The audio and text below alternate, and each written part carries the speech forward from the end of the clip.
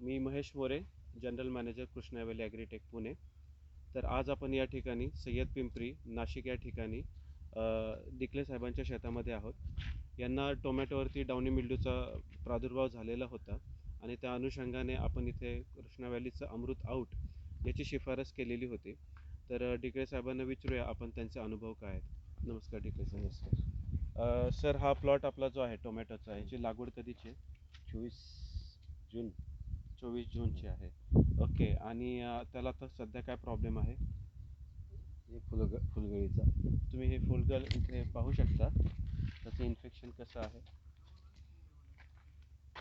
अच्छा. आणि मग याच्यासाठी तुम्हाला शिफारस काय झाली होती? कृष्णा व्हॅलीचा अमृत ओके. याचं प्रमाण तुम्ही काय घेतलं होतं?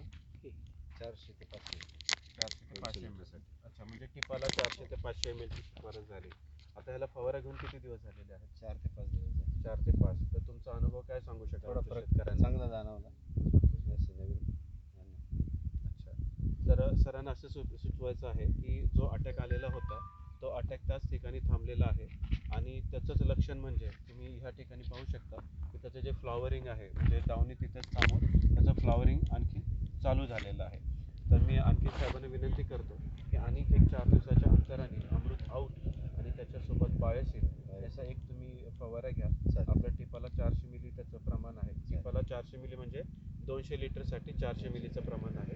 आणि आणखीनच बायोकेची पण शिफारस आम्ही तुम्हाला या ठिकाणी करतो, जेणेकरून टोमॅटोमध्ये तुमची प्रतिकारशक्ती वाढेल. आणि आता बघितलं, आता सकाळपर्यंत एकदम उष्ण वातावरण होतं आणि आता सरप्राईजली एकदम ढगाळ वातावरण झालं. काही ठिकाणी पावसाच्या सरी पण पडल्या. तर वातावरणामध्ये जर अशा पद्धतीने जे चेंजेस होतात तर याच्यामध्ये टोमॅटोमध्ये क्रॅकिंगसुद्धा होऊ शकतं. तर या सर्व गोष्टी टाळण्यासाठी बायोसिल आणि आऊट आणि बायोकेट याचं कॉम्बिनेशन तुमच्या झाडामध्ये प्रतिकारशक्ती वाढवण्याचं काम करेल. तुम्ही आम्हाला वेळ दिलात आणि आम्हाला, आमच्या शेतकऱ्यांना तुमचा अनुभव सांगितला, त्याबद्दल